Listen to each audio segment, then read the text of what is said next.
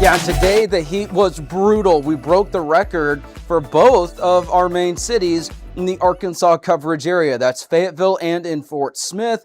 Fort Smith, that was hot. Actual air temperature recorded today was 109. We beat the previous record in 2011 of 107 degrees.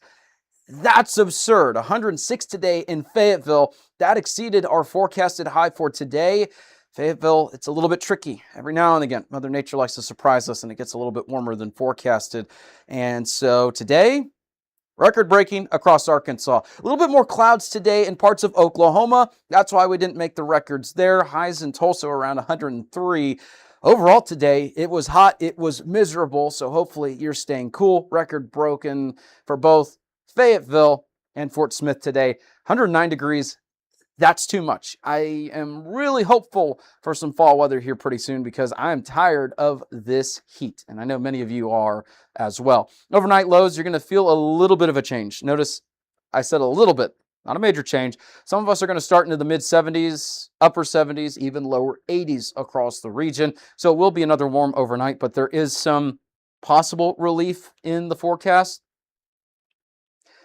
I know, it's not the best relief, but hey, at least it's cooler than 109. I can't get over that. That's way too much. Highs tomorrow are going to be anywhere from the mid-90s all the way into the triple digits, anywhere from 100 to 104 is expected tomorrow.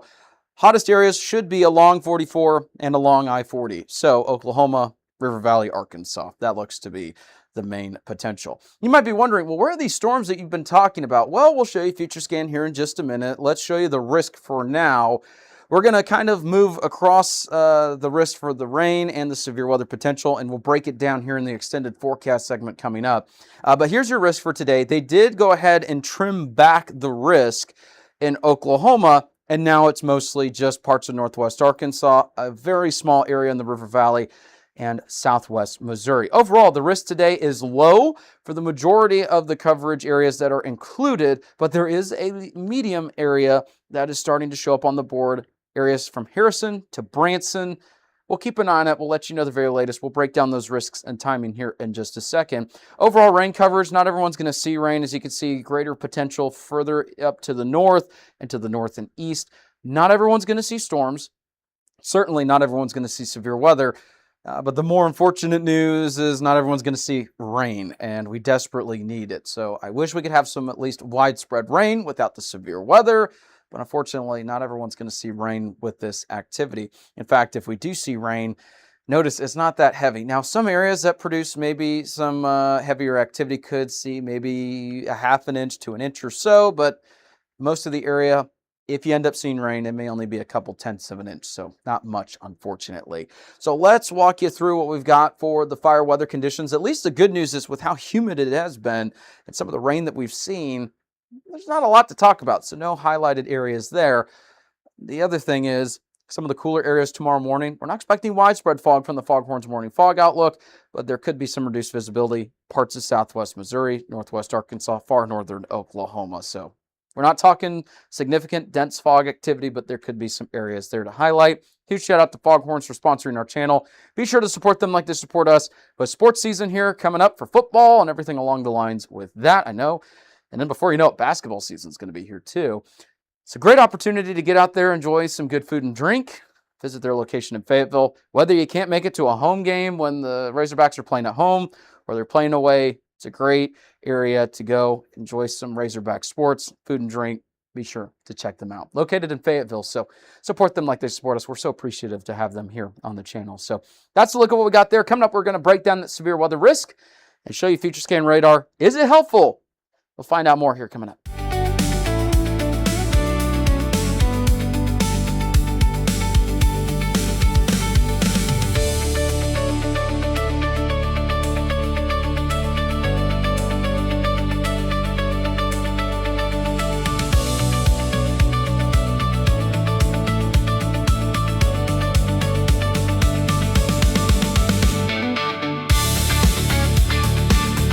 So is Future Scan helpful? Not really. Here's a look at what we've got with the Future Scan radar. Now, the one thing that we will let you know that is pretty good is notice it is keeping that activity further to the north and to the east for the greatest coverage. I do agree with that, but I'm not really liking the output that it has for everything. There could be some rain chances next couple of days as well to just keep in mind.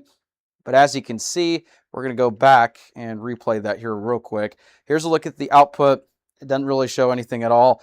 It's a tricky evening because there is a potential that we could see some scattered storms. We may not see scattered storms, or we could see scattered storms and nothing severe. It's not the highest risk that we've seen, and we don't want you to be afraid of this, but just be alert.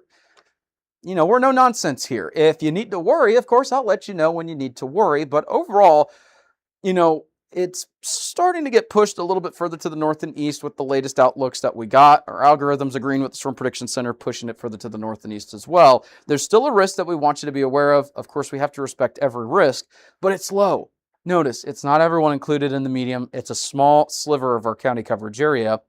Now, I want to caution you. When I say it's low, it doesn't mean it's zero, right?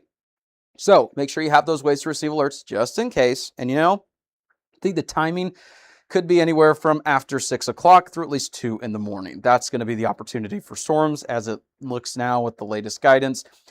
So low end risk, not everyone's going to see storms. Certainly not everyone's going to see severe weather, but let's break down the types of severe weather that we could see. We're going to start off with tornado because that is what everyone thinks about when they think of severe weather. Your mind immediately goes to that. And if you're, someone with severe weather anxiety, like I was growing up, the first thing you think of is a tornado.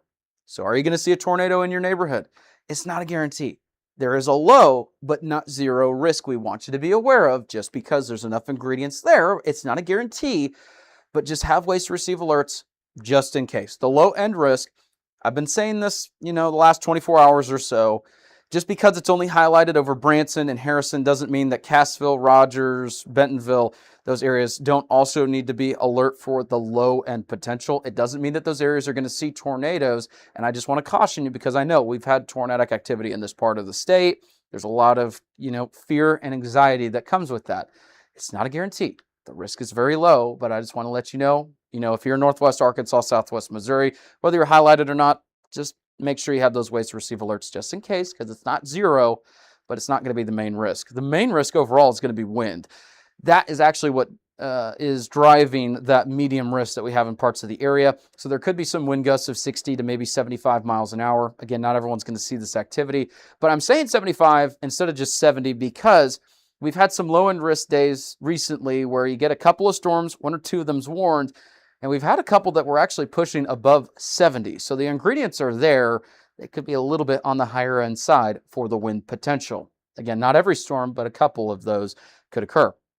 Now, hail risk, quarter to ping pong ball size, I think is going to be primarily what we see with storms if we see hail activity. So that's the other thing that we're going to be talking about.